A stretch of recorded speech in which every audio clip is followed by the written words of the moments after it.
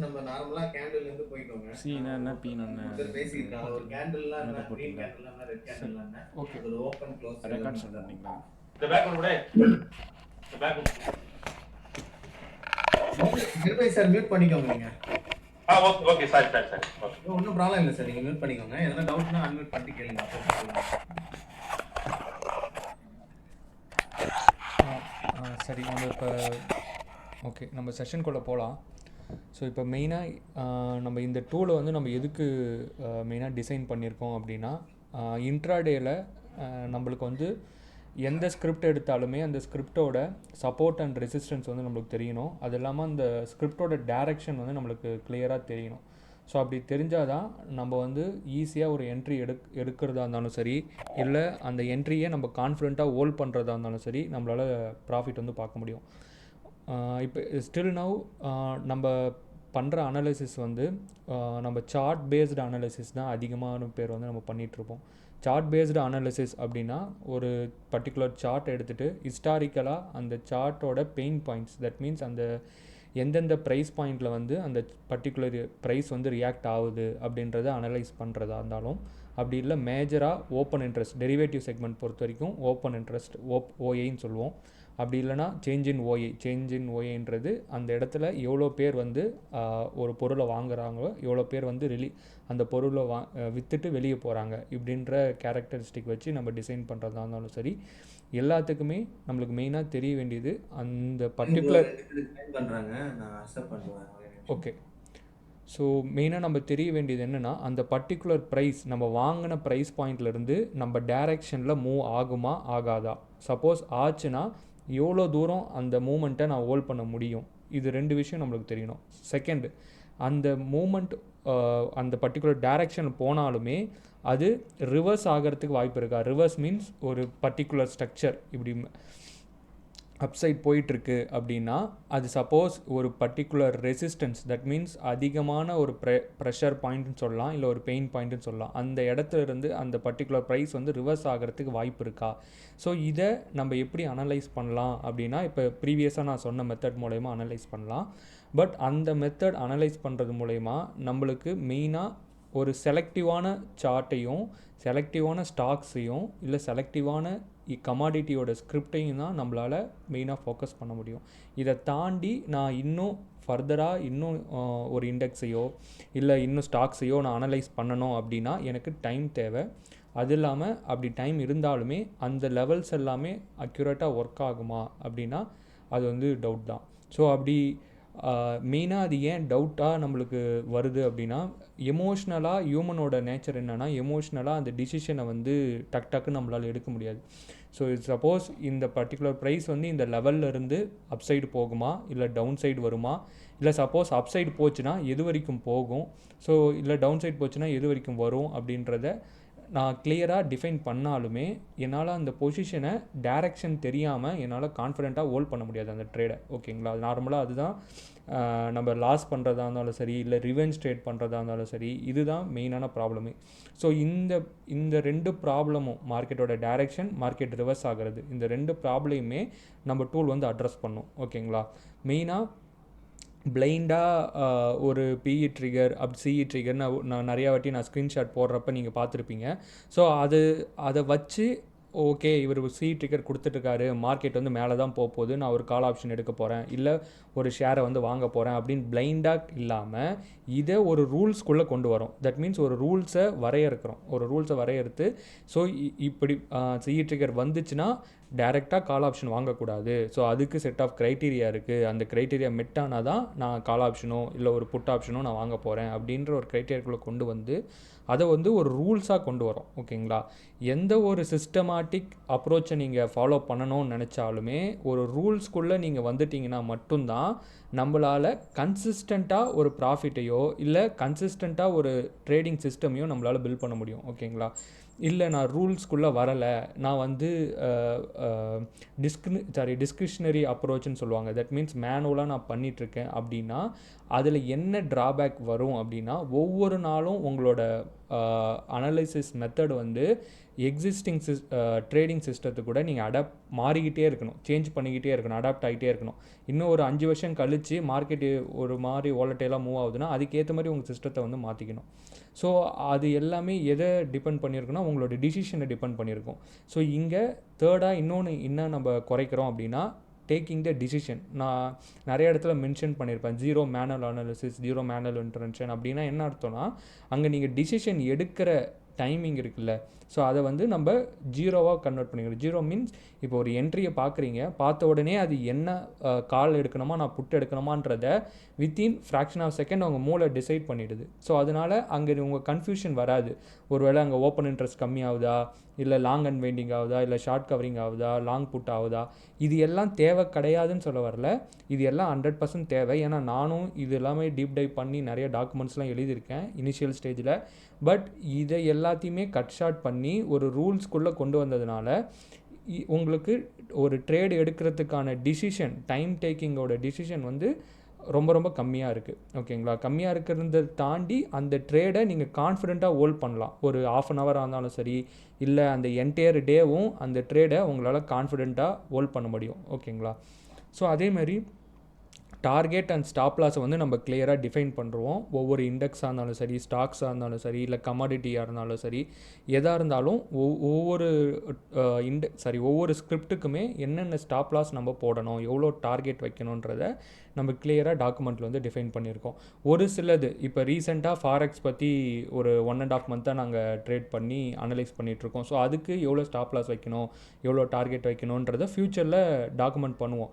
But இப்போதைக்கு நம்ம மேஜராக பண்ணுறது இண்டெக்ஸு, கமாடிட்டி, அதுக்கப்புறம் ஸ்டாக்ஸு. ஸோ இதுக்கு என்னென்ன மாதிரி ரிஸ்க் மேனேஜ்மெண்ட் நம்ம ஃபாலோ பண்ணோன்றதை ஆல்ரெடி டாக்குமெண்ட்டில் நம்ம கிளியராக மென்ஷன் பண்ணியிருக்கோம். ஸோ இப்போ நான்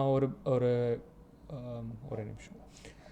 ஸோ இப்போ கேண்டில் ஸ்டிக் பொறுத்த வரைக்கும் பார்த்தீங்கன்னா நம்ம எல்லாருக்குமே தெரியும் 2 விதமான கேண்டில் ஸ்டிக் ஸ்ட்ரக்சர் இருக்குது. ஒன்று வந்து க்ரீன் கேண்டில் ஸ்டிக், இன்னொன்று வந்து ரெட் கேண்டில். க்ரீன் கேண்டில் அப்படின்னா என்ன அர்த்தம்னா அங்கே வந்து மார்க்கெட் வந்து ஒரு அப்சைட் மூவ்மெண்ட் போகுது அப்படின்றதுக்கான ஒரு இண்டிகேஷன். ஒரு 100 ரூபா ப்ரைஸ் பாயிண்ட் வந்து ஒரு 200 ரூபாய்க்கு ரீச் ஆச்சு அப்படின்னா அங்கே என்ன அர்த்தம்னா பையர்ஸ் அதிகமாக உள்ளே வராங்க. தட் மீன்ஸ் அந்த பொருளை வாங்கிறதுக்கு நிறைய பேர் இன்ட்ரெஸ்ட் காட்டுறாங்க. அதனால அந்த ப்ரைஸோட மதிப்பு வந்து படிப்படியாக கூடி 200 அப்படின்ற ஒரு ப்ரைஸ் பாயிண்ட்டுக்கு வந்து சேச்சுரேட் ஆகுது. சேம் அதே பர்டிகுலர் ப்ராடக்டை வந்து 200 ரூபாயிலிருந்து படிப்படியாக குறைஞ்சி 100 ரூபாய்க்கு வருது அப்படின்னா அந்த பொருளோட மதிப்பு வந்து படிப்படியாக குறையுதுன்னு அர்த்தம். இது எப்படி நாம் டிசைட் பண்ணலாம் அப்படின்னா சப்ளை அண்ட் டிமாண்ட், எஸ்டி அப்படின்னு எடுத்துக்கோங்க. ஓகேங்களா, சப்ளை அண்ட் டிமாண்ட் வச்சு தான் இந்த உலகத்தில் இருக்கிற எல்லா விதமான மார்க்கெட்டுமே இயங்குது. ஓகேங்களா, ஜென்ரலாக ட்ரேடிங் மட்டும் கிடையாது. நம்ம நார்மலாக பெட்ரோல் போகிறதா இருந்தாலும் சரி, இல்லை டீசல், இல்லை மற்ற மல்லிகை சாமான் வாங்குறதா இருந்தாலும் சரி, எதாக இருந்தாலுமே இந்த சப்ளை அண்ட் டிமாண்டை வச்சு தான் நம்மளுக்கு வந்து இயங்குது. ஒரு சூப்பர் மார்க்கெட் போகிறோம், டார்க் ஃபேண்டசி ஏதோ ஒரு பிஸ்கெட் பார்த்தீங்கன்னா இப்போ ரீசெண்டாக ப்ரைஸ் ட்ராப் ஆகி 80 ரூபா விற்கிது. ஏன்னா மக்கள் வந்து அதுக்கு இன்ட்ரெஸ்ட் காட்டல, அதிகமான ப்ராடக்ட் வந்து அவங்ககிட்ட இருக்குது, அது எப்படின்னாச்சும் கம்மியான விலைக்கு வந்து விற்றுடணும். அப்போ அந்த ப்ரைஸ் என்ன பண்ணுறான், கம்மி பண்ணி அதிகமான குவான்டிட்டி இருக்கிறதுனால அது விற்கிறோன்னே அந்த 200 ரூபா விற்ற அந்த டார்க் ஃபேண்டசி வந்து படிப்படியாக குறைஞ்சி 80 ரூபாய்க்கு வந்துடுது. ஸோ அதேமாதிரி சப்போஸ் எனக்கு டார்க் ஃபேண்டசி வந்து டிமாண்ட் அதிகமாச்சு, தட் மீன்ஸ் அதோட கிரேஸ் அதிகமாச்சு அப்படின்னா அப்போ 80 ரூபா வித் டார்க் ஃபேண்டசி வந்து திருப்பி என்ன ஆகும், 200 ரூபா 200 ரூபாய்க்கு அந்த மதிப்பு வந்து கூடும். ஸோ இதுதான் சப்ளை அண்ட் டிமாண்டுன்றது. ஸோ சப்ளை அண்ட் டிமாண்டுன்றது டே டு டே லைஃப்பில் எல்லா ப்ராடக்ட்லுமே அப்ளை ஆகும். சேம் கான்செப்ட் தான் மார்க்கெட்லேயும். ஸோ இப்போ 80 ரூபாயிலேருந்து 200 ரூபாய்க்கு ட்ராவல் ஆச்சுன்னா அதை வந்து புல்லிஷ் கேண்டில் அப்படின்னு சொல்கிறோம். அதுவே 200 ரூபாயிலேருந்து 80 ரூபாய்க்கு ஒரு ப்ரைஸ் ட்ராப் ஆச்சுன்னா அதை வந்து பியரிஷ் கேண்டில் அப்படின்னு சொல்கிறோம். ஸோ இப்போ இந்த புல்லிஷ் கேண்டில் பொறுத்த வரைக்கும் இதில் different type of bullish candle சொல்லலாம். ஓகேங்களா, ஸோ ஏன் அப்படின்னா ஒரு கேண்டிலை எப்படி குறிப்பாங்க அப்படின்னா ஒரு டைம் ஃப்ரேம் வச்சு குறிப்பாங்க. ஓகேங்களா, டைம்னா ஒரு பர்டிகுலர் கேண்டில் வந்து 1 மினிட் அந்த எப்படி சொல்கிறது, ஒரு டிரான்சாக்ஷன் வந்து 1 மினிட்ல நடக்கலாம், இல்லை ஒரு 5 மினிட்ஸ் டியூரேஷனில் நடக்கலாம், இல்லை 10 மினிட்ஸ் டியூரேஷனில் நடக்கலாம், இல்லை 15 மினிட்ஸ் டியூரேஷனில் நடக்கலாம். அந்த டிரான்சாக்ஷன் அந்த பர்டிகுலர் 15 நிமிஷம் டியூரேஷனில் எவ்வளோ பேர் வந்து பை பண்ணியிருக்காங்கன்றதை டிசைட் பண்ணுறது தான் இந்த பர்டிகுலர் கேண்டில். ஓகேங்களா? ஸோ இந்த கேண்டில்லே பார்த்தீங்கன்னா 4 விதமான ப்ரைஸ் பாயிண்ட்ஸ் இருக்கும். ஒன்று வந்து ஓப்பன் சொல்லுவோம், இன்னொன்று வந்து ஓப்பன் சொல்லுவோம், மேலே இங்கே பார்த்தீங்கன்னா க்ளோஸ்ன்னு சொல்லுவோம். அப்படியே அந்த ப்ரைஸ் பாயிண்ட் வந்து அதிகமான ஹையஸ்டான ஒரு பாயிண்டில் போய் பீக் பாயிண்ட்டு ரீச் ஆகுதுல்ல, ஸோ அதை வந்து ஐன்னு சொல்லுவோம். அதே மாதிரி கீழே லோயஸ்ட் பாயிண்ட் போகுதுல்ல, அதை வந்து லோ அப்படின்னு சொல்லுவோம். ஓகேங்களா? ஸோ இந்த கேண்டில் பொறுத்த வரைக்கும் மொத்தம் 4 ப்ரைஸ் பாயிண்ட் வந்து இருக்கும். ஒன்று ஓப்பன், இன்னொன்று க்ளோஸ், இன்னொன்று ஐ, இன்னொன்று வந்து லோ. ஓகேங்களா? ஸோ இந்த 4 கேரக்டரிஸ்டிக் வச்சு டிஃப்ரெண்ட் டைப் ஆஃப் கேண்டில் நேமும் வந்து மார்க்கெட்டில் வந்து டிசைன் பண்ணியிருப்பாங்க. ஓகேங்களா? மார்க்கபஸோன்னு சொல்லுவாங்க, டோஜி கேண்டில் சொல்லுவாங்க, ஸ்பின்னிங் டாப் சொல்லுவாங்க. ஸோ அது எல்லாமே பேசிக்ஸ். ஓகேங்களா? அந்த பேசிக்ஸ் பார்த்தீங்கன்னா நிறைய டாக்குமெண்டேஷன் இருக்குது, யூடியூப் வீடியோஸ் இருக்குது. ஸோ அதை ரீட் பண்ணிங்கன்னா ஓரளவுக்கு உங்களுக்கு ஒரு அண்டர்ஸ்டாண்டிங் வரும். சேம் அதே மாதிரி தான் பியரிஷுக்கும் சேம். ஓப்பன் பார்த்தீங்கன்னா மேலே இருக்கும், க்ளோஸ் வந்து கீழே இருக்கும். அதேமாதிரி ஹையஸ்ட் பாயிண்ட் வந்து பியரிஷுக்கும் புல்லிஷுக்கும் சேம் தான், மேலே தான் இருக்கும் ஹையஸ்ட் பாயிண்ட். லோயஸ்ட் பாயிண்ட் வந்து கீழே இருக்கும். ஸோ தட் மீன்ஸ் என்னென்னா 200 ரூபா இருக்குது, அதை புஷ் பண்ணி 205 ரூபா வரைக்கும் கொண்டு போகிறாங்க. திருப்பி அதை புஷ் பண்ணி 80 ரூபாய்க்கு கொண்டு வராங்க. அப்புறம் திருப்பி அதை நல்ல லோயஸ்ட் பாயிண்ட்டுக்கு வந்து அதை டவுனுக்கு கொண்டு வராங்க, 70 ரூபாய்க்கிட்ட கொண்டு வராங்க. திருப்பி க்ளோஸ் பார்த்தீங்கன்னா 80 ரூபாயிலே போய் முடிச்சிடுறாங்க. ஸோ அப்போ இங்கே என்ன நடக்குதுன்னா, ஒரு பையருக்கும் செல்லருக்கும் ஒரு டஃப் அண்ட் வார், ஒரு எப்படி சொல்கிறது, ஒரு வர்த்தக போர்னு சொல்லுவோம்ல, ஸோ அது மாதிரி ஒரு வார் மாதிரி நடக்குது. ஸோ அந்த வாரில் யார் கடைசியாக வின் பண்ணுறாங்க? செல்லர் வின் பண்ணுறாங்க. செல்லர் வின் பண்ணால் அது வந்து பியரிஷ் கேண்டில், பையர் வின் பண்ணால் அது வந்து புல்லிஷ் கேண்டில். ஓகேங்களா? ஸோ இது வந்து ரொம்ப ரொம்ப சிம்பிளான ஒரு பேசிக்கு. ஒரு கைண்ட் ரெக்வெஸ்ட், ஏன்னா சரவணாவும் ஜேபியும் ஜாயின் பண்ணிருக்காங்க. அவங்களுக்கு நிஜமா இது புரிஞ்சிருக்காது. ஏன்னா வந்து நீங்க டீப்பா வரைஞ்சிட்டு சொல்லிருக்கீங்க. அதனால இதை அழிச்சிட்டு நார்மலா ரெட் கேண்டில்லாம் பீரிஷ், கிரீன் கேண்டில்லாம் புல்லிஷ்னு சொல்லிடுங்க. அவங்களுக்கு கரெக்டா புரிஞ்சிடும். அதனால சொல்றேன். நீங்க சொன்னது எனக்கு புரிஞ்சு எல்லாருக்கும் புரிஞ்சிருக்கும். பட் அவங்களுக்காக இது ஒரு வாட்டி சொல்லிடுங்க. ஓகே ஓகே சொல்லிடுங்க. ஓகே சிம்பிளா புரிஞ்சிடும். ஓகே. ஸோ இதில் பார்த்தீங்கன்னா ஒரே நிமிஷம்.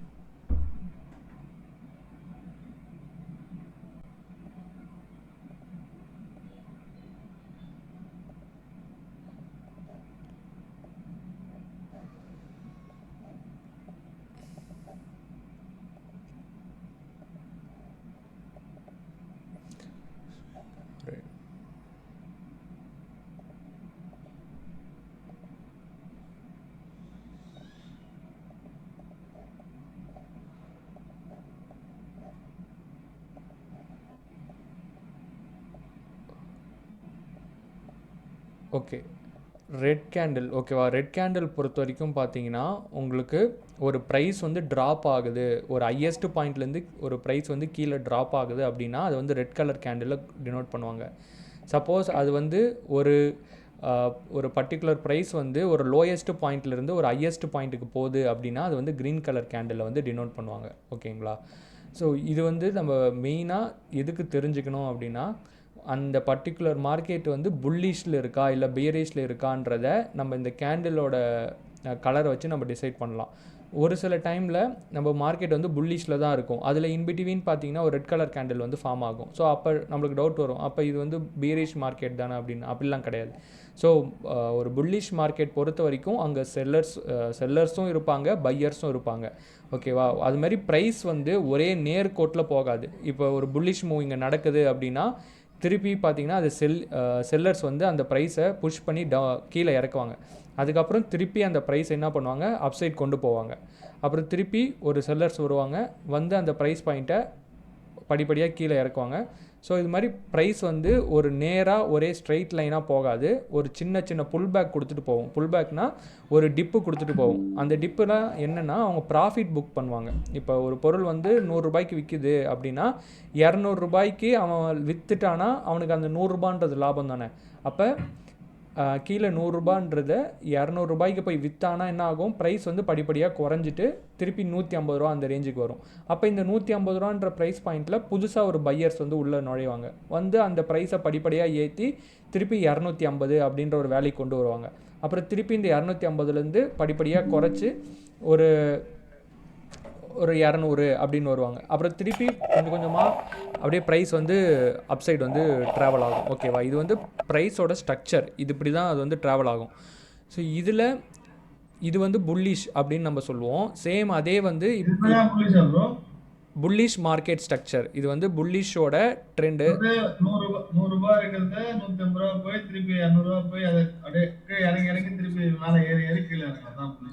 Correct exactly.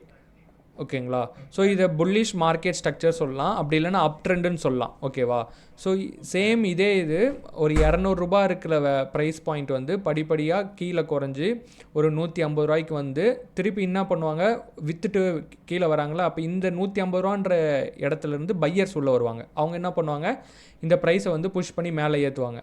ஏற்றிட்டு அடுத்து செல்லர்ஸ் வருவாங்க. செல்லர்ஸ் வந்து இந்த பாயிண்ட் வந்து 180 வச்சுக்கலாம். ஓகேவா, 180 வச்சுக்கலாம். அப்புறம் செல்லர்ஸ் என்ன பண்ணுவாங்க, படிப்படியாக அந்த ப்ரைஸ் பாயிண்ட்டை வந்து குறைப்பாங்க. குறைச்சிட்டு திருப்பி என்ன பண்ணுவாங்க, பையர்ஸ் உள்ளே வருவாங்க இந்த ப்ரைஸ் பாயிண்டில். ஸோ இங்கே வந்து என்ன பண்ணுவாங்க, ப்ரைஸை புஷ் பண்ணி ஏற்றுவாங்க மேலே. இது வந்து ஒரு எப்படி சொல்ல, பையருக்கும் செல்லருக்கும் நடக்கிற ஒரு வார் மாதிரி. ஸோ அவங்க ஒன்ஸ் அவங்க அவங்க ப்ராஃபிட் வந்து புக் பண்ணதுக்கப்புறம் ஆப்போசிட் பார்ட்டி வந்து உள்ளே என்ட்ரி ஆகி அந்த ப்ரைஸ் வந்து புஷ் பண்ணி மேலே கொண்டு போகும். அவன் ஒரு சர்டன் பாயிண்டில் அவன் ப்ராஃபிட் புக் பண்ணதுக்கப்புறம் படிப்படியாக அந்த ப்ரைஸ் வந்து திருப்பி ட்ராப் ஆகும். அப்புறம் அந்த லோயஸ்ட் பாயிண்ட் வர்றப்போ அது சீப்பாக கிடைக்குதுல்ல, சீப்பாக கிடைச்சோன்னே என்ன பண்ணுவான், அவங்க உள்ளே வந்து என்ட்ரி ஆகி அந்த ஆமாம். ஸோ அப்புறம் திருப்பி டவுன் பண்ணுவான். ஒரு சர்டன் பாயிண்ட்டுக்கு மேலே டவுன் பண்ண முடியாது. அப்போ என்ன பண்ணுவான், திருப்பி மார்க்கெட்டை புஷ் பண்ணி மேலே ஏற்றிட்டு போவான். ஸோ இது வந்து ஒரு சைக்கிளிக் ப்ராசஸ் மாதிரி. ஒன்ஸ் அப் ட்ரெண்ட் வரும், அப்புறம் ஒரு கன்சாலிடேஷன் சொல்லுவாங்க, இல்லை ஒரு அக்குமுலேஷன் டிஸ்ட்ரிபியூஷன் ஃபேஸ்ன்னு சொல்லுவாங்க. ஸோ இந்த கான்செப்ட்லாம் நான் ஷேர் பண்ணுறேன். ஒரு பேசிக் தான். ஜிரோதாவில் வார்சிட்டின்னு ஒரு லிங்க் இருக்குது. ஸோ அவங்க வந்து ஒரு பிக்டோரியல் ரெப்ரசன்டேஷனில் இதெல்லாம் ஈஸியாக எக்ஸ்பிளைன் பண்ணியிருப்பாங்க. பேசிக்ஸ் உனக்கு லிமிட்டடாக தெரிஞ்சால் போதும், பட் நம்ம ரூல்ஸ் படி நீ அப்ளை பண்ணி எடுக்கணும், அவ்வளோதான். லிங்க் ஷேர் பண்ணுங்க. நான் உனக்கு சென்ட் பண்ணி விட்றேன் வாட்ஸ்அப்பில். ஓகே இப்போ நம்ம கான்செப்ட்குள்ளே போகலாம். ஸோ இப்போ மெயினாக நம்ம வந்து டூல் பொறுத்த வரைக்கும் பார்த்தீங்கன்னா நம்மளுக்கு 2 விதமான என்ட்ரிஸ் வந்து நம்ம டிசைன் பண்ணியிருக்கோம். ஒன்று பை கால் ஆப்ஷன், இன்னொன்று வந்து பை புட் ஆப்ஷன் அப்படின்ட்டு. பை கால் ஆப்ஷன் அப்படின்னா என்ன அர்த்தம் அப்படின்னா, ஒரு மார்க்கெட் வந்து இப்போ சொன்னது தான், மார்க்கெட் வந்து ஒரு அப் ட்ரெண்டில் போயிட்டுருக்கு அப்படின்னா அந்த இடத்துல நம்ம வந்து ஒரு சிக்னலை வந்து எப்படி ஜென்ரேட் பண்ணியிருக்கோம் அப்படின்னா பை கால் ஆப்ஷன் அப்படின்னு நம்ம ஜென்ரேட் பண்ணியிருக்கோம். சப்போஸ் மார்க்கெட் வந்து ஒரு டவுன் சைடில் வருது, தட் மீன்ஸ் ஒரு பியரிஷ் ஸ்ட்ரக்சரில் வருது அப்படின்னா அந்த இடத்துல வந்து நம்ம பை புட் ஆப்ஷன் அப்படின்ற ஒரு சிக்னலை வந்து நம்ம டிசைன் பண்ணியிருக்கோம். ஓகேங்களா, ஸோ இப்போ 2 விதமான மார்க்கெட் ஸ்ட்ரக்சர் தான் இருக்குது. ஓகேவா, ஒன்று பை கால் ஆப்ஷன், இன்னொன்று வந்து buy put option. In some case ஓகேவா, மார்க்கெட் வந்து அப்சைடில் தான் இருக்கும், ஆனால் உங்களுக்கு மேலேயும் பை புட் ஆப்ஷன் அப்படின்ற சிக்னல் வந்து காட்டும். அப்போ வந்து நம்ம ஒரி பண்ணிக்க தேவையில்லை. ஸோ அதுக்கு வந்து நம்ம கிளியராக ரூல்ஸில் வந்து சொல்லியிருக்கோம். ஸோ சப்போஸ் மார்க்கெட் வந்து அப் ட்ரெண்டில் இருக்குது, அப்போ பை புட் ஆப்ஷன் வந்தால் நான் அந்த சினாரியோ நான் எப்படி ஹேண்டில் பண்ணணுன்றதை டாக்குமெண்ட்டில் மென்ஷன் பண்ணியிருக்கோம். சேம் அதேமாதிரி மார்க்கெட் வந்து டவுன் ட்ரெண்டில் இருக்குது, அப்போ எனக்கு வந்து பை கால் ஆப்ஷன் அப்படின்னு ஒரு சிக்னல் வருது அப்படின்னா நான் அதை வந்து நான் எப்படி ஹேண்டில் பண்ணோன்றதை டாக்குமெண்ட்டில் வந்து நம்ம கிளியராக மென்ஷன் பண்ணியிருக்கோம். இப்போ மார்க்கெட் அப்பில் போனால் பை கால் ஆப்ஷன் அப்படின்ற ஒரு சிக்னல் ஜென்ரேட் ஆகும், மார்க்கெட் டவுனில் போனால் பை புட் ஆப்ஷன் அப்படின்ற ஒரு சிக்னல் வந்து நம்மளுக்கு ஜென்ரேட் ஆக போகுது. இதில் மெயினாக நம்ம தெரிஞ்சுக்க வேண்டியது ஸ்டாப் லாஸ் அண்ட் டார்கெட். ஒரு இன்ஸ்ட்ருமெண்ட்டுக்கும் நம்ம ஸ்டாப் லாஸ் அண்ட் டார்கெட்டை வந்து ஸ்ட்ரிக்டாக மேனேஜ் பண்ணணும். ஒவ்வொரு என்ட்ரிக்கும் நம்ம டைரெக்டாக போய் ஒரு கால் ஆப்ஷனோ புட் ஆப்ஷனையோ வந்து ரேண்டமாக நம்ம வாங்காமல் அதுக்கு எவ்வளோ பாயிண்ட் வந்து நம்ம ஸ்டாப் லாஸ் போடணும். ஸ்டாப் லாஸ் அப்படின்னா என்னென்னா, ஒரு 100 ரூபாய்க்கு ஒரு பொருள் வாங்குறீங்க அப்படின்னா கீழே அது 80 ரூபா போச்சுன்னா அந்த 20 ரூபான்ற லாஸை புக் பண்ணிவிட்டு நான் வெளியே வந்துடுறேன். அந்த டிஃப்ரென்ஸ் 80க்கும் 100க்கும் இடைப்பட்ட டிஃப்ரென்ஸ் என்ன, 20 பாயிண்ட்டு. அப்போ 20 பாயிண்ட்டுன்ற லாஸை புக் பண்ணிவிட்டு நான் வெளியே வந்துடுறேன்னு அர்த்தம். சப்போஸ் நீ ஸ்டாப் லாஸை போடாமல் அப்படியே விட்டுட்டிங்கன்னா உங்களுக்கு வந்து அந்த பர்டிகுலர் ப்ரைஸ் வந்து ட்ராப் ஆகி அது 0 ஆகிறதுக்கும் நம்மளுக்கு என்டையர் கேபிட்டல் லாஸ் ஆகிறதுக்கும் வாய்ப்பு இருக்குது. அதனால் ஸ்டாப் லாஸ்ன்றது மஸ்ட்டு. ஸோ அது நம்ம ரூல்ஸ்குள்ளே வரப்போ உங்களுக்கு கிளியராகவே தெரியும். நீங்கள் ஒரு என்ட்ரி போடுறப்பவே ஸ்டாப் லாஸ் போட்டு தான் போடுவீங்க. அதேமாரி டார்கெட் வந்து எவ்வளோ ஃபிக்ஸ் பண்ணணும். டார்கெட் மீன்ஸ் இந்த 100 ரூபான்ற பொருள் வந்து 150 ரூபா வரைக்கும் நான் போனால் விற்றுட்டு வெளியே வரேன் அப்படின்றதுக்கு ஒரு வேல்யூ இருக்குல்ல. ஸோ அந்த வேல்யூ எப்படி போடணுன்றதையும் நம்ம ரூல்ஸில் சொல்லியிருக்கோம். அதேமாதிரி same target and stop loss வந்து புட் ஆப்ஷனுக்கும் சேம் கான்செப்ட் தான். புட் ஆப்ஷன் மீன்ஸ் மார்க்கெட் வந்து டவுன் சைட் வருதுன்னா அதுக்கு எவ்வளோ ஸ்டாப் லாஸ் போடணும், அதுக்கு எவ்வளோ டார்கெட் போடணுன்றதை நம்ம டாக்குமெண்ட்டில் கிளியராக மென்ஷன் பண்ணியிருக்கோம்.